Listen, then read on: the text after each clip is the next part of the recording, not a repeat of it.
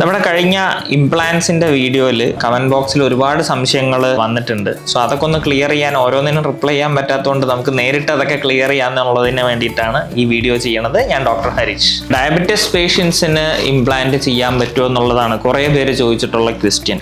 Well controlled diabetic status ആണെങ്കിൽ definitely നമുക്ക് implants ചെയ്യാൻ പറ്റും. ആസ് ഐ സെഡ്, രണ്ട് തരത്തിലുള്ള ഇംപ്ലാന്റ്സ് ഉണ്ട് ബേസിക്കലി. കൺവെൻഷണൽ ഇംപ്ലാന്റ്സും പിന്നെ ഇപ്പൊ പുതിയതായിട്ട് ബേസൽ ഇംപ്ലാന്റ്സ് എന്ന് പറഞ്ഞൊരു മെത്തേഡും കൂടി ഉണ്ട്. യൂഷ്വലി ബേസൽ ഇംപ്ലാന്റ്സിൽ നമുക്ക് ഡയബറ്റിക് സ്റ്റേറ്റസ് വലിയൊരു ഫാക്ടർ അല്ല, ഒരു പരിധി വരെ ഫാക്ടർ ഉള്ളൂ. കൺവെൻഷണൽ ഇംപ്ലാന്റ്സിൽ അതിന്റെ സക്സസ് റേറ്റിന് കൺട്രോൾഡ് ഡയബറ്റിസ് ഒരു ആവശ്യമാണ്. പക്ഷെ എങ്കിൽ പോലും ഇൻഫെക്ഷൻ കൺട്രോളിനുള്ള മെഡിക്കേഷൻ കൊടുത്തിട്ട് ഡയബറ്റിക് കൺട്രോൾ കൊണ്ടുവന്നിട്ട് നമുക്ക് ഡെഫിനറ്റ് ആയിട്ട് ഇംപ്ലാന്റ് ചെയ്യാൻ പറ്റും. പിന്നെ ഒരു ഇമ്പോർട്ടന്റ് ക്വസ്റ്റ്യൻ, അത് ഒരാളാണ് ചോദിച്ചിരിക്കുന്നത്, പക്ഷെ ആര് ചോദിച്ചതായാലും വളരെ നല്ലൊരു ക്വസ്റ്റ്യൻ ആണ്. CT MRI ഒക്കെ എടുക്കേണ്ടി വന്നാൽ ഈ ഇംപ്ലാന്റ്സ് ഊരിക്കളയേണ്ടി വരുമോ എന്നുള്ളത്. CT സ്കാൻസ് എടുക്കുമ്പോൾ യൂഷ്വലി ഇംപ്ലാന്റ്സ് റിമൂവ് ചെയ്യാനൊന്നും പറയാറില്ല. CT സ്കാനിൽ വരുന്ന ഈ മെറ്റലിൽ വരുന്ന ആർട്ടിഫാക്ട്സ് അല്ലെങ്കിൽ ആ ഇമേജിൽ വരുന്ന പ്രശ്നങ്ങളാണ്. നമ്മളിപ്പോൾ ബ്രെയിൻ്റെ ആണ് എടുക്കണമെന്ന് കരുതുക. ഇവിടെ ഒരു മെറ്റൽ ഉള്ളപ്പോൾ ആ ബ്രെയിനിന്റെ ഇമേജിൽ വരുന്ന ക്ലാരിറ്റി കുറവിനെയാണ് ഈ പ്രശ്നം പറയുന്നത്. യൂഷ്വലി CTയിൽ നമുക്കത് മാസ്ക് ചെയ്യാനൊക്കെ ഉള്ള ഓപ്ഷൻസ് ഉണ്ട്. ഇംപ്ലാന്റ്സ് യൂഷ്വലി ഊരാൻ പറയാറില്ല. MRI സ്കാനിൽ എന്താ പ്രശ്നം വെച്ച് കഴിഞ്ഞാൽ ഇംപ്ലാന്റ് ബോണിന്റെ ഉള്ളിൽ വെക്കണ സാധനം തന്നെയാണ്, അത് ഊരാൻ മിക്കപ്പോഴും പറയാറില്ല. പക്ഷെ ഇംപ്ലാന്റിന്റെ മോളിൽ വെച്ചിരിക്കുന്ന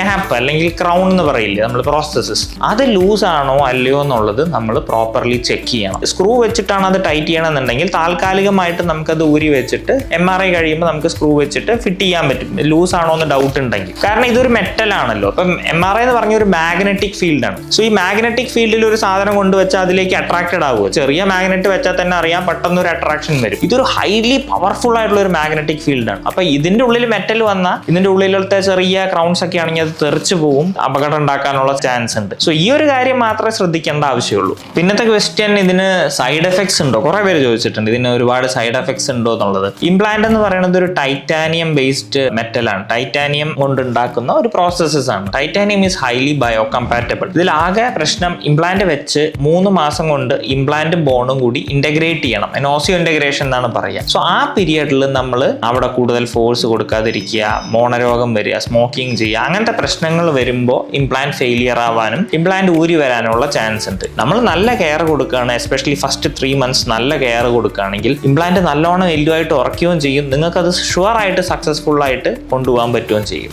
വളരെ നല്ലൊരു ഇൻട്രസ്റ്റിംഗ് കമന്റ് ഉണ്ട് ഇതിനകത്ത്. ആളെ കൊല്ലും പല്ല് ചികിത്സ, കാണം വെക്കേണ്ടി വരും. സോ കാണം വെക്കേണ്ട ആവശ്യമൊന്നും ഇപ്പോഴത്തെ കാലത്ത് ഡെന്റൽ ട്രീറ്റ്മെന്റ്സിന് വരുന്നില്ല.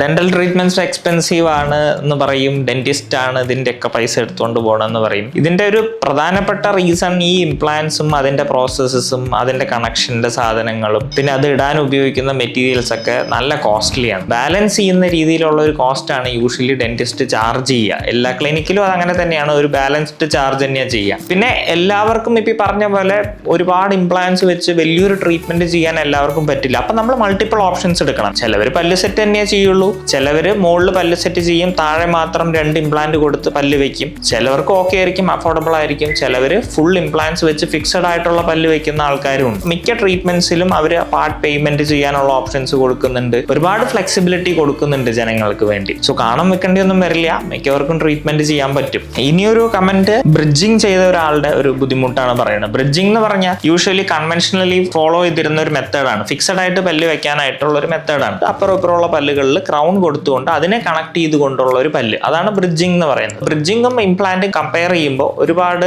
അഡ്വാൻറ്റേജസ് ഇംപ്ലാന്റ്സിനുണ്ട്. കാരണം അപ്പുറത്തുള്ള പല്ലുകളെ നമ്മൾ ടച്ച് ചെയ്യേണ്ട ആവശ്യമില്ല. നമ്മൾ ആ പല്ലില്ലാത്ത സൈറ്റിൽ മാത്രമേ നമ്മൾ പല്ല് വെക്കുന്നുള്ളൂ, അവിടെ ടച്ച് ചെയ്യുന്നുള്ളൂ. അടുത്ത പല്ലുകൾ പ്യുവർലി നമ്മൾ അതിന്റെ ഇനാമൽ ടച്ച് ചെയ്യാണ്ടാണ് ചെയ്യുന്നത്. സോ വലിയൊരു അഡ്വാൻറ്റേജ് ആണ് ബ്രിഡ്ജിനെ കമ്പയർ ചെയ്യുമ്പോൾ ഇംപ്ലാന്റിനുള്ളത്. ബ്രിഡ്ജിന്റെ കാര്യങ്ങൾ എങ്ങനെയാണെന്നുള്ളത് കുറച്ചും കൂടി ഡീറ്റെയിൽഡ് ആയിട്ട് സംസാരിക്കേണ്ടതുണ്ട്. അത് നമുക്ക് അടുത്ത വീഡിയോയിൽ ഡെഫിനറ്റ് ആയിട്ട് ഞങ്ങൾ പറയുന്നതായിരിക്കും.